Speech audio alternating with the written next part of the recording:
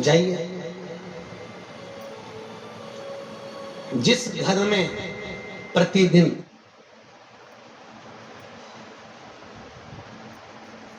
झाड़ू ना लगती हो उसके घर में इसको लेकर चले जाओ। जिसके घर में रात भर बर्तन बासी पड़े रहें उसके घर में इसको लेकर चले जाओ। कौन कह रहा है? जम के बोलिए। मार्कंडे जी। किसको कह रहे हैं? ज्येष्ठा के पति दूसरा। जहां पर रात्रि भर बर्तन रखे रहे, रात के बर्तन झूठे पड़े हुए हैं, उसके घर में इसका प्रवेश करा दीजिए।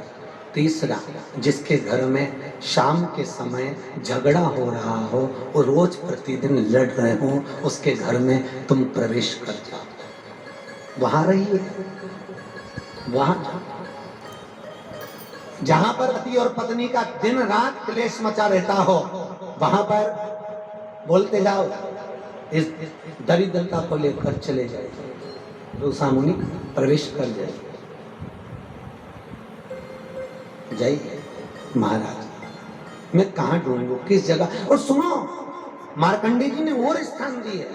जिसके घर में कांटेदार पौधे लगे हों उसके घर में इसको लेकर चले जा। जिसके घर में नींबू का पौधा लगा हो, जिसके घर में नींबू आदिक आदिक, उसके घर में इसको लेकर जाइए।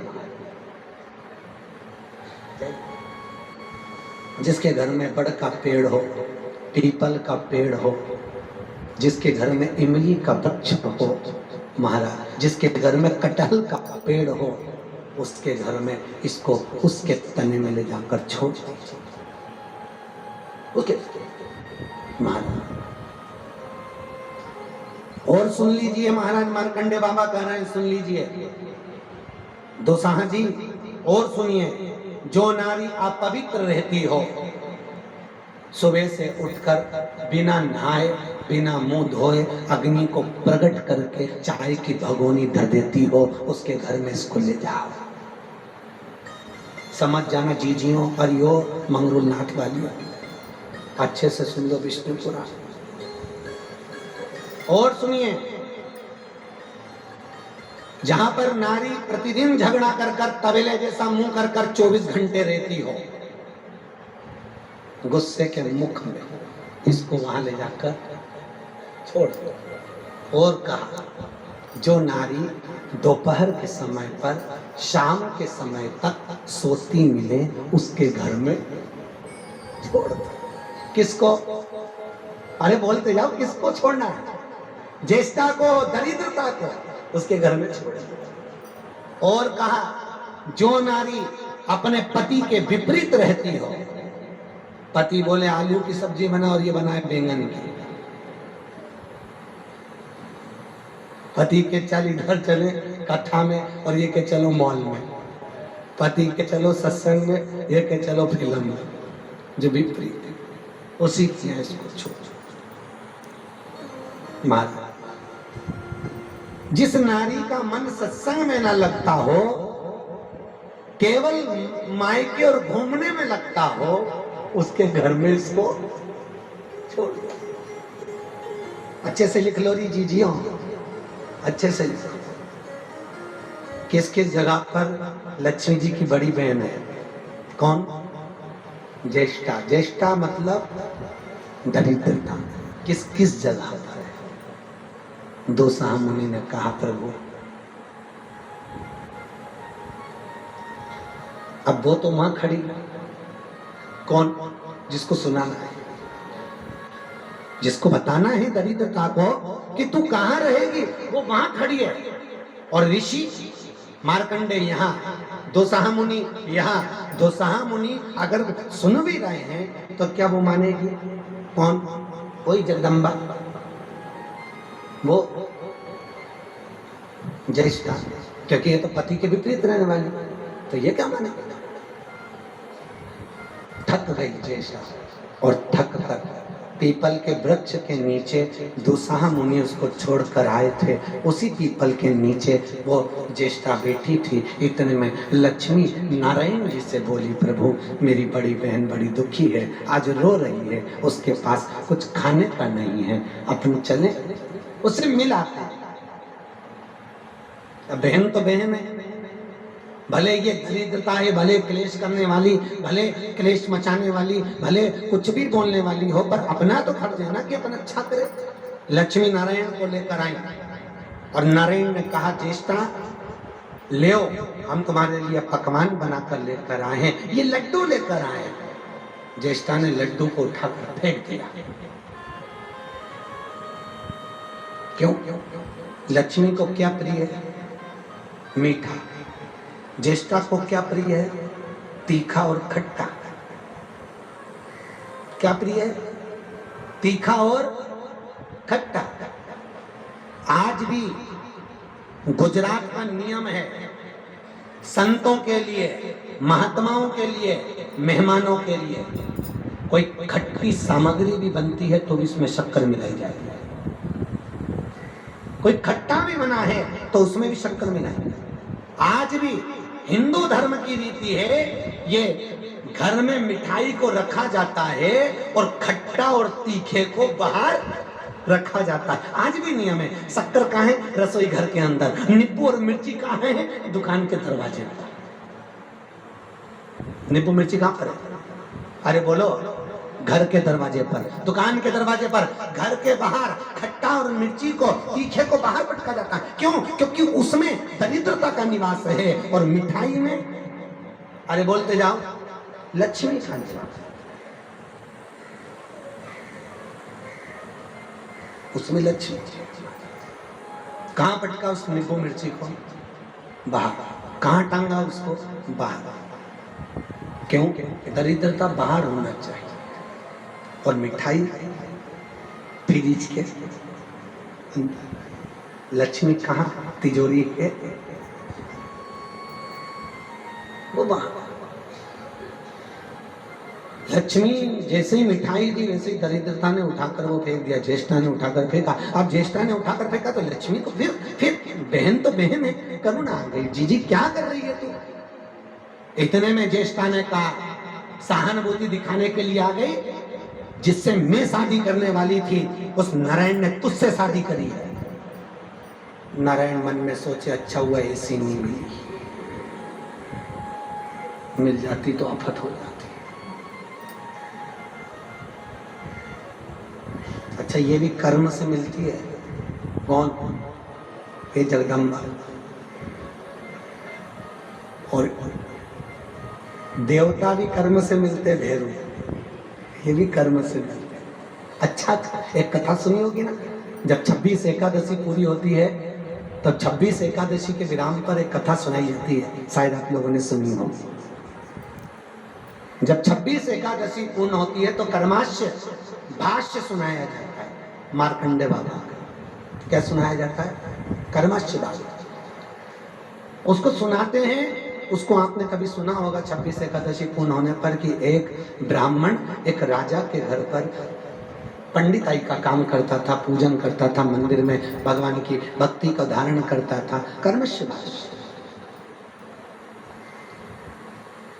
प्रतिदिन पूजन करना, भगवान की भक्ति करना।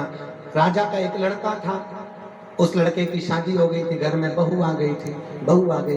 बहू आने के बाद एक दिन राजा के लड़के की तलवार रखी हुई थी। उस तलवार की म्यान को उस बहू ने घुमा कर देखा। म्यान बड़ी सुंदर है और इतनी सुंदर म्यान है तो तलवार कितनी सुंदर होगी। और उस बहू ने उसी समय उस तलवार को निकाल लिया। जैसी तलवार निकाली, तलवार में इतनी चमक थी कि वो तलवार हाथ से छूट गई और छूटते से जहां राजा का लड़का सो रहा था, जहां उसका पति सोया था, उसी के गले पर पड़ गई और पति मर गया। पति मरा। इसने सोचा, ये मन में सोची, पति तो मर गया और पति के मरने के बाद में अगर राजा को मालूम पड़ेगा तो वो तो मुझे मृत्यु दंड दे देगा।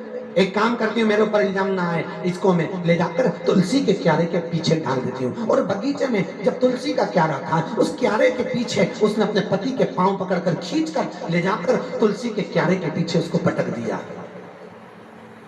सवेरे सवेरे पंडित जी का नियम था, तुलसी तोड़ने आते थे, तुलसी उतारने आते थे।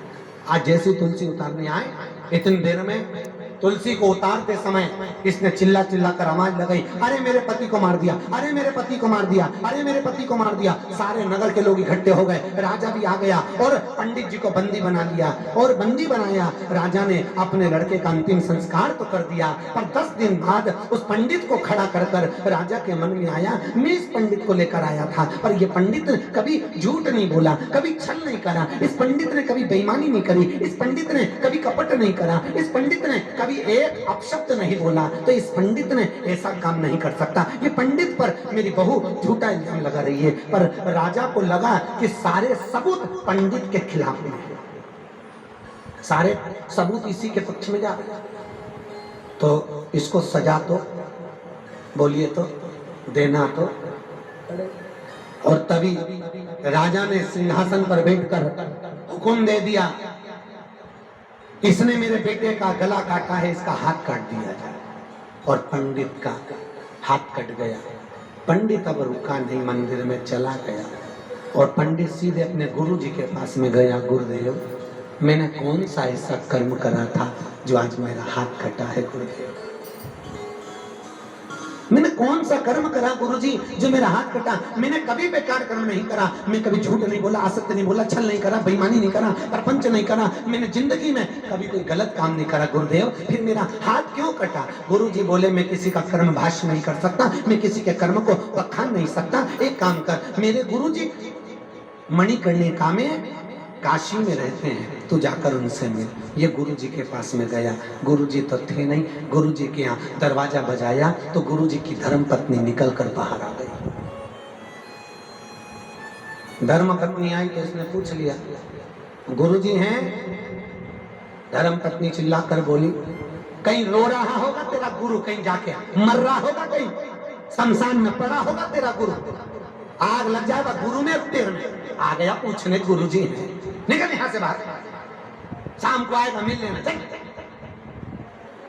चले गया, शाम को फिर आया, दरवाजा बजाया, गुरुजी थे, पत्नी नहीं थी। आवाज लगाई, दस्तक दी, गुरुजी बाहर आ। क्या बात है बेटा, कौन हो आप? मेरे को आपसे मिलना है गुरुजी, मेरे गुरुजी ने भेजा, आइए अंदर बैठिए। क्या बात है, कैसे आना हुआ? गुरुजी मैं अपना भाग्य पूछने के लिए आया था, पर मैं वो बाद में पूछूंगा, पहले मैं आपसे आपका भाग्य पूछना चाहता हूँ। आप इतने बड़े संत, इतने बड़े महात्मा, इतने बड़े जोगी, इतने बड़े सन्यासी, इतने बड़े तपस्वी, इतने बड़े ज्योतिषाचार्य, और आपकी धर्म पत्नी ऐसी सुबह इतनी गाली दे रही थी आपको, इतना अपशब्द बोल रही थी आपको, इतने ताने दे रही थी आपको, और आपको ऐसी पत्नी मिली। मेरा भाग्य तो बाद में बताना, पहले अपना बता दो गुरुजी। गुरुजी बोले, मेरी जिंदगी में पहला कहीं का मिला है जिसने मुझसे अपना कर्म पूछा, मुझसे अपना कर्म पूछा, ये जिंदगी में पहला मिला। अब तूने पूछ ही लिया है तो सुन, ये मेरी जो धर्म पत्नी है, पूर्व समय में ये गधी थी और मैं कौवा था। ये वजन ढो ढो कर इस गधी की पीठ पर एक घाव हो गया। मैं कौवा इसकी पीठ पे बैठकर अपनी चोंच से इसके घाव को खरोदता था और ये कूद कूद के भागती थी, मुझे बड़ा अच्छा लगता था। 3 महीने लगातार मैंने इसके घाव को खरोदा, ये भागती रही। एक दिन ये मुझसे पीछा छुड़ा के हरिद्वार चली गई, मैं इसको ढूंढते ढूंढते हरिद्वार चले गया। मैं फिर इसकी पीठ पर बैठकर इसके घाव को खरोद रहा था और इतने में ये गंगा जी में कूद गई। जैसे ही कूदी, कूदने पर ये और मैं दोनों पानी में बह गए, मर गए, और ये मेरी पत्नी बन गई और मैं इसका पति बन गया। मैंने अपनी चोंच से इस गधी के घाव को खरोदा था, अब ये अपनी चोंच से मुझे खरोद रही है।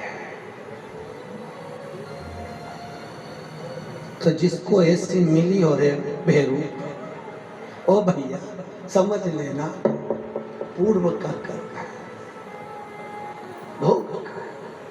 26 एकादशी पूर्ण होने पर भाष्य सुनाया जाता है, आपको आज ही सुनने को मिल गया। गुरुजी आपने अपना कर्म बता दिया, मुझे मेरा कर्म बताओ कि मैंने कौन सा पाप किया।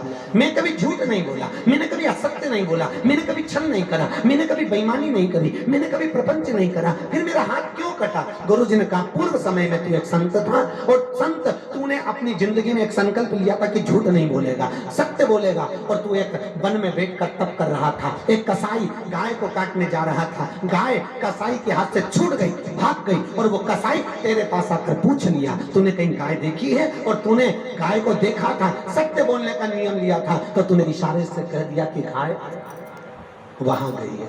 कसाई गया, गाय को पकड़ कर लाया, काट दिया, वो गाय बहू बनी, जिस कसाई ने काटा था वो बेटा बना, और तूने हाथ का इशारा करा था इसलिए तेरा हाथ कटा। कर्म का भोग भोगना है। विष्णु पुराण कहती है चलते चलते अगर पांव में ठोकर भी लगे ना तो समझ लेना ये हमारे पूर्व कर्म का भोग है। घुटना दुख रहा है,